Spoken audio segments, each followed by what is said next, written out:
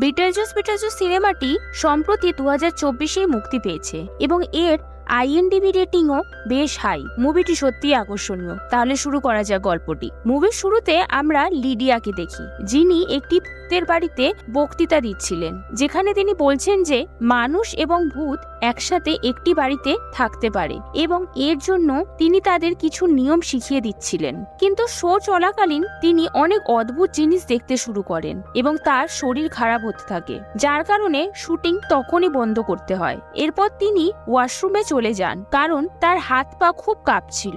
এখন আমরা তার বয়ফ্রেন্ড রোরির সাথে পরিচিত হই এবং তখনই তার স্টেপ মমের কাছ থেকে একটি কল আসে। তার স্টেপ মম জরুরি ভিত্তিতে তাকে ডেকে পাঠান। লিডিয়া যখন সেখানে পৌঁছায় তখন তার স্টেপ মম তাকে জানান যে তার বাবা চার্লস যে বিমানে ফিরছিলেন সেই বিমানটি ক্র্যাশ করেছে এবং তার ফলে তিনি জলে পড়ে যান এবং একটি হাঙর তাকে আক্রমণ করে, যার কারণে তার বাবার মৃত্যু হয়। লিডিয়া তার বাবার মৃত্যুর খবর শুনেই খুবই দুঃখিত হয়ে পড়ে। এর পরের দৃশ্যে আমরা ডলোরেস নামের একজন মহিলাকে দেখি, যিনি একটি বাক্স থেকে তার কাটা শরীরের অংশ বের করছেন এবং স্টেপলারের সাহায্যে সেগুলো জোড়া লাগাচ্ছেন। এই মহিলা আসলে একজন বিশাল ডাইনি, যার এমন ক্ষমতা রয়েছে যে সে যে কারোর আত্মাকে শুষে নিতে পারে এবং আমরা দেখি যে সে একজন পুরুষের আত্মা শুষে নেয় এবং সেই পুরুষটি তখন হাওয়ায় ফোলা প্লাস্টিকের ব্যাগের মতো মাটিতে পড়ে যায়।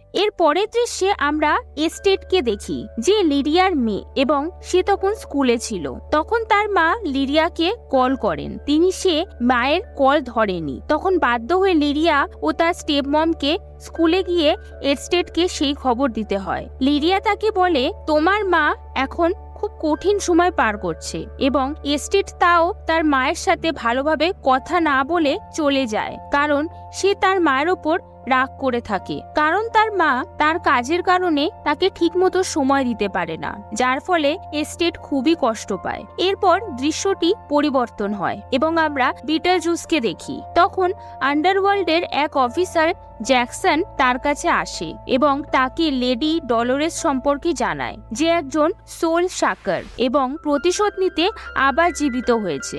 তাকে সে জিজ্ঞাসা করে যে সে তার মুখোমুখি হতে পারবে কিনা, কিন্তু বিটলজুস তার কথায় খুব বেশি মনোযোগ দেয় না। এরপর দৃশ্যটি আবার লিডিয়ার দিকে স্থানান্তরিত হয়, যে এখন তার বাবার শেষকৃত্য সম্পন্ন করার জন্য উইন্টারল্যান্ডে তার ভুতুড়ে বাড়িতে পৌঁছেছে। কিন্তু অনুষ্ঠানের মাঝখানে তার বয়ফ্রেন্ড তাকে বিয়ের প্রস্তাব দেয়, যা তার বেশ অদ্ভুত এবং বিবৃতকর মনে হয়। সে এই কারণে ক্ষুব্ধ হয়ে সেখান থেকে চলে যায়, কারণ সে তার মায়ের বয়ফ্রেন্ডকে একদমই পছন্দ করত না। তারপর দৃশ্যটি আবারও পরিবর্তন হয় এবং আমরা আফটার লাইফ জগতে চলে যাই, যেখানে চার্লসের অর্ধেক খাওয়া শরীর দেখা যায়। সে যখন অপেক্ষার ঘর থেকে বেরিয়ে আসে তখন ডরিস সেখানে আসে এবং রিসেপশনিস্টের আত্মাকে নিজের মধ্যে শোষণ করে নেয়। এদিকে জ্যাকসন বিটলজুসকে ডরিসের ছবি দেখায় এবং অবশেষে বিটলজুস স্বীকার করে যে লরি আসলে তার প্রাক্তন স্ত্রী। তারপর ফ্ল্যাশব্যাকে দেখানো হয় কিভাবে বিটলজুসের সাথে লরি সাক্ষাৎ হয়েছিল এবং লরি তাকে সম্মানিত করেছিল। তারপর তারা বিয়েও করেছিল, কিন্তু কিছুদিন পর বিটলজুস বুঝতে পারে যে তার স্ত্রী আসলে তার আত্মা শোষণ করে অমর হতে চায়। যেহেতু বিটলজুস তার সত্য জানতে পেরেছিল, সে পালিয়ে যায় এবং তখন থেকেই বিটলজুস আন্ডারগ্রাউন্ডে চলে যায় এবং লুকিয়ে থাকে। অন্যদিকে আমরা এস্টেটকে দেখি, যে তার মায়ের সিদ্ধান্তে বেশ হতাশ ছিল এবং এই বিষণ্ণতায় তার একটি দুর্ঘটনা ঘটে। সে দ্রুত একটি প্রাসাদে এসে পড়ে এবং সেখানে জেরেমি নামের একটি ছেলের সাথে তার দেখা হয়, যে দেখতে খুবই আকর্ষণীয় ছিল। জেরেমি তাকে বলে যে সে সম্পূর্ণ একাই প্রাসাদে থাকে। এস্টেটও তার দুঃখ লাঘব করতে তার সাথে কথা বলতে শুরু করে। সে তাকে জানায় যে আমি ভূতের ওপর মোটেও বিশ্বাস করি না, কিন্তু আমার মা শুধু ভূতদের বিশ্বাস করেন না, বরং তিনি তাদের দেখতে ও তাদের সাথে কথাও বলতে পারেন। পরবর্তী দৃশ্যে আমরা আন্ডারওয়ার্ল্ডের একজন ইন্সপেক্টরকে দেখি, যে বেশ টেনশনে ছিল, কারণ লরি অনেক লোকের আত্মা শোষণ করে তাদের হত্যা করছে। সে প্রতিশোধের নেশায় অন্ধ হয়ে গেছে এবং যে কোনো মূল্যে বিটলজুসকে খুঁজে পেতে চায়, যাতে তার আত্মা শোষণ করে অমর হতে পারে। অন্যদিকে বিটেলজুস খবরের মধ্যে চার্লসের মৃত্যুর কথা পড়ে এবং তখনই সে লিরিয়াকে দেখে। সে ভাবে যে লিরিয়ার সাহায্যে সে আবার জীবিত জগতে ফিরে আসার সুযোগ পেতে পারে। এদিকে এস্টেট তার প্রাচীন বাড়ির কক্ষে এসে পৌঁছায়। সেখানে একটি পুরনো পাণ্ডুলিপির মধ্যে বিটেলজুস সম্পর্কে লেখা ছিল। তখনই সে একটি বাক্স দেখতে পায়, যা খোলার পর তার মা বাবার পুরনো ছবি খুঁজে পায়।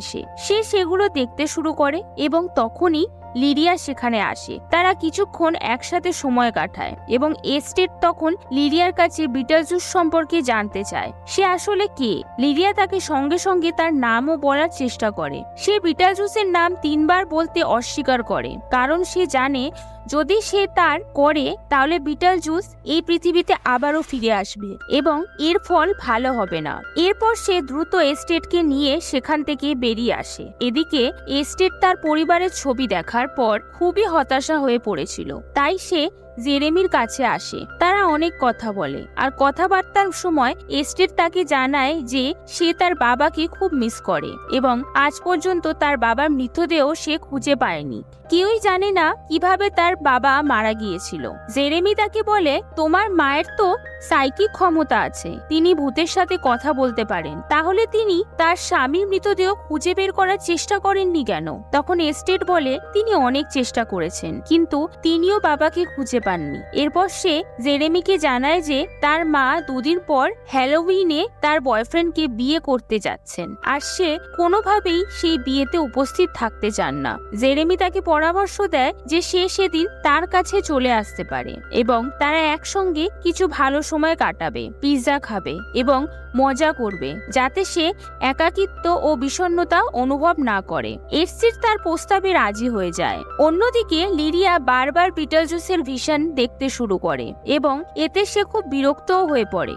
উদ্বেগে সে বাইরে চলে যায় এবং তার বয়ফ্রেন্ডও তার কাছে ফিরে আসে এবং তার এই আচরণ সম্পর্কে জানতে চায়, কারণ সে মনে করেছিল যে হয়তো লিরিয়া এই বিয়ে নিয়ে খুশি নয়। তখন লিরিয়া তাকে অতীতের সমস্ত ঘটনা সম্পর্কে জানায় এবং বলে যে যদি আমরা বিটেলজুসের নাম 3 বার উচ্চারণ করি তবে সে এখানে হাজির হয়ে যাবে। কিন্তু রোরি এই বিষয়টিকে গুরুত্ব সহকারে নেয় না এবং 3 বার বিটেলজুসের নাম বলে ফেলে।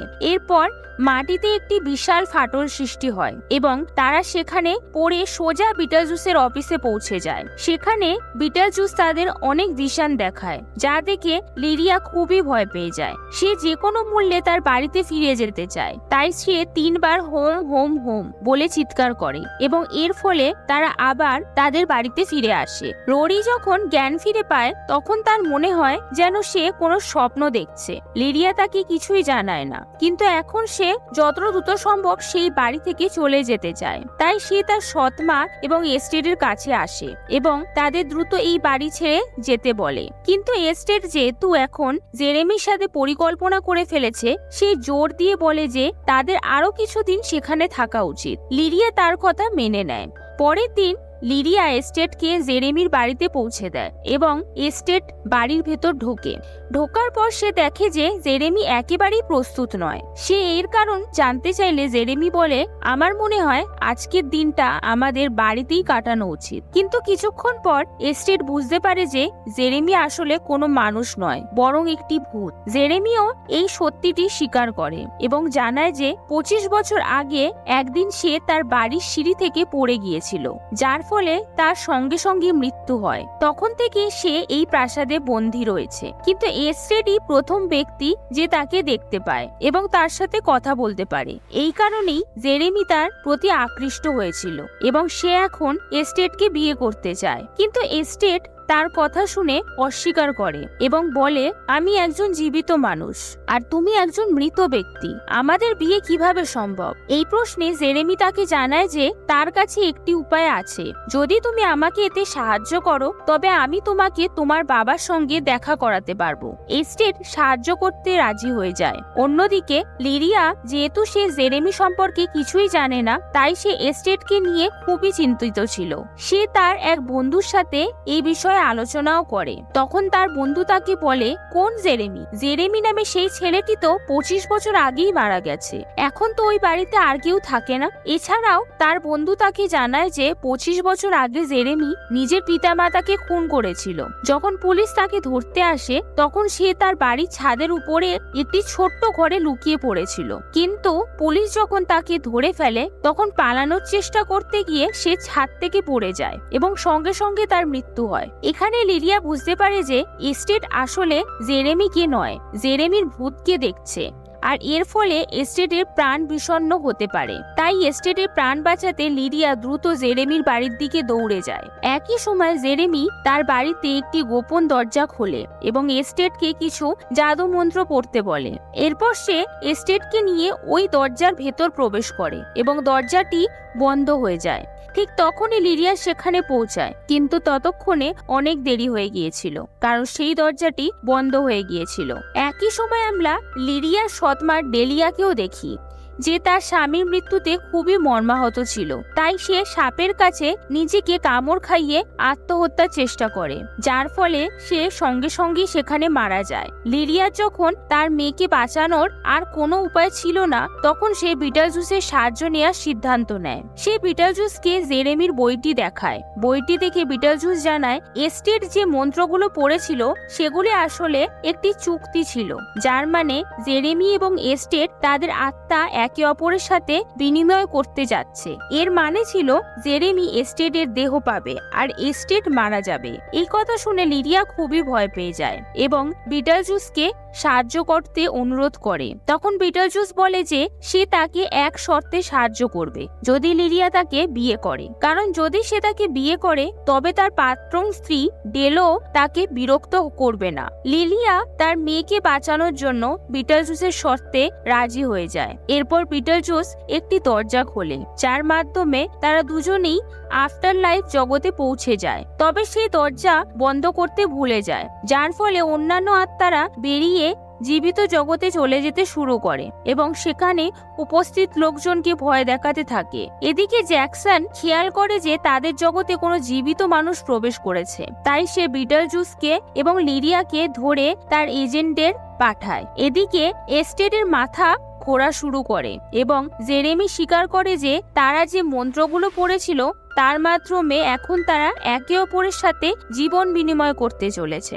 এজেন্টরা এস্টেটকে ধরে ফেলে যাতে সে আত্মাকে তার শরীর থেকে আলাদা করতে পারে। তারা তাকে ধরে নিয়ে যাওয়ার সময় এস্টেট তার বাবাকেও দেখতে পায়, আর তখনই লিডিয়াও সেখানে এসে পৌঁছে যায়। সে দ্রুত এস্টেটকে বাঁচিয়ে কাছাকাছি থাকা একটি ইমার্জেন্সি দরজা খুলে বেরিয়ে আসে, কিন্তু তখন তারা দেখতে পায় যে তারা এক বিশাল মরুভূমিতে পৌঁছে গেছে। হঠাৎ একটি প্রাণী তাদের ওপর আক্রমণ করে এবং প্রায় মেরে ফেলার প্রস্তুতি নিচ্ছিল, কিন্তু এস্টেটের বাবা রিচার্ড তাদের তাড়াতাড়ি ভেতরে টেনে নেন, যার ফলে তাদের জীবন বেঁচে যায়। এদিকে জেরেমি তার লাইফ সোয়াপের কাগজপত্র সম্পন্ন করে ফেলেছিল, কিন্তু যখন সে রিসেপশনিস্টকে কাগজপত্র দিতে যায় তখন রিসেপশনিস্ট আর কেউ নয়, বিটলজুসই ছিল। বিটলজুস কোনো দয়া না করে তাকে সরাসরি নরকে পাঠিয়ে দেয়। লিডিয়া জগৎ থেকে বেরিয়ে আসতে সক্ষম হয় এবং বাস্তব জগতে ফিরে আসে, যেখানে রোরি চার্চে তার জন্য অপেক্ষা করছিল। অন্যদিকে বিটলজুস ডেলিয়ার সাহায্যে লিডিয়ার সাথে তার বিয়ে করার জন্য রাজি হয়। তারা বাস্তব জগতে ফিরে আসে এবং বিটলজুস লিডিয়াকে তার চুক্তি দেখায়, কিন্তু যখন লিডিয়া রাজি হয় না তখন সে রোরিকে একটি ট্রুথ ইনজেকশন দেয়, যার ফলে রোরি সবার সামনে সত্য বলে ফেলে। সে জানায় যে সে লিডিয়ার সাথে শুধুমাত্র টাকার জন্য বিয়ে করতে চেয়েছিল, ভালোবাসার জন্য নয়। এটা শুনে লিডিয়া খুবই কষ্ট পায় এবং রোরিকে জোরে আঘাত করে দূরে ফেলে দেয়। বিটলজুস সেখানে উপস্থিত সব অতিথিকে তাদের ফাঁদে ফেলে বন্দি করে এবং লিডিয়ার সাথে জোর করে বিয়ে করার চেষ্টা করে, কিন্তু তাদের বিয়ে হওয়ার আগেই জ্যাকসন তার সেনাবাহিনী নিয়ে সেখানে পৌঁছে যায় এবং বিটলজুসকে গ্রেপ্তার করার চেষ্টা করে, কিন্তু বিটলজুস তার জাদু ব্যবহার করে সব সৈন্যদের স্থির করে দেয়। এ সময় ডোরিসও সেখানে উপস্থিত হয় এবং তাকে দেখে বিটলজুস ভয় পেয়ে যায়, কারণ সে কোনোভাবেই ডোরিসের মুখোমুখি হতে চায় না। এদিকে এস্টেট ডেলিয়ার সাহায্যে একটি বই পেয়ে যায়, যেখানে সে একটি জাদুমন্ত্র খুঁজে পায়। মন্ত্রটি পড়ার পর সেই প্রাণী উপস্থিত হয় যে তাদের মরুভূমিতে আক্রমণ করেছিল।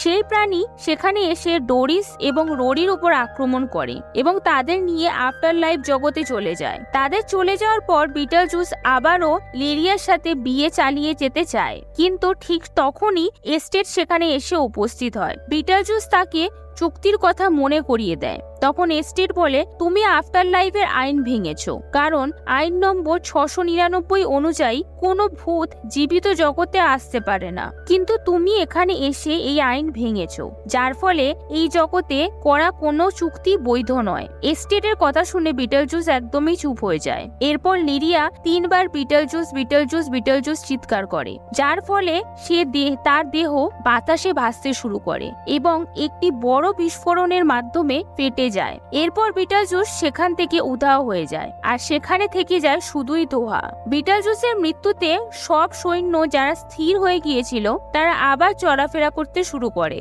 জ্যাকসন সেখানে এসে পৌঁছায় এবং সৈন্যদের নিয়ে চলে যাওয়ার প্রস্তুতি নেয়। যাওয়ার আগে সে ডেলিয়ার কাছে আসে এবং বলে, আপনাকেও আমাদের সাথে যেতে হবে। ডেলিয়া এতে কোনো কষ্ট পায় না, কারণ সে জানতো যে শীঘ্রই সে তার স্বামীর সাথে দেখা করতে পারবে। তাদের চলে যাওয়ার পর মা মেয়ে দুজনেই বাড়ি থেকে বেরিয়ে আসে এবং এর সাথে সাথেই এইভাবেই এখানে সিনেমাটি শেষ হয়। তো বন্ধুরা, কেমন লাগলো আপনাদের এই গল্পটা? যদি এই গল্পটা ভালো লেগে থাকে তাহলে এই ভিডিওটিকে একটা লাইক করুন এবং চ্যানেলটাকে সাবস্ক্রাইব করতে ভুলবেন না। তো দেখা হচ্ছে আবার কোনো নতুন গল্পের সাথে। ধন্যবাদ।